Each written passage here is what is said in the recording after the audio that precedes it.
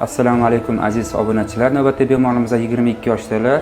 Bundan 2 oy oldin o'ng tomoni eshik pasayishiga va uzoq yillar davomida qulog'idan yiring kelib oqishiga shikoyat qilib kelgan. Tekshirib ko'rganimizda o'ng quloq total perforatsiya, ya'ni qatta teshiklar aniqlandi va 2 oy oldin endoskopik timpanoplastik jarrohlamani bajardik. Operatsiyamizda narkozsiz, mahalliy og'riqlantirish ostida, ya'ni uyg'oq holatda qilingan. Demak, hozir qayta ko'rikka kelishdi. Pardon holatini ko'ramiz. Mana demak tashqi eshik yo'li va mana pardani holati. E'tibor berishingiz mumkin. Mana pardani holati, qon tomiri o'sgan, parda butun tiklangan. Parda eski holatga katta teshigi bor edi. Mana ko'rishingiz mumkin. Teshik bartaraf qilingan, juda ham ideal holatda turibdi.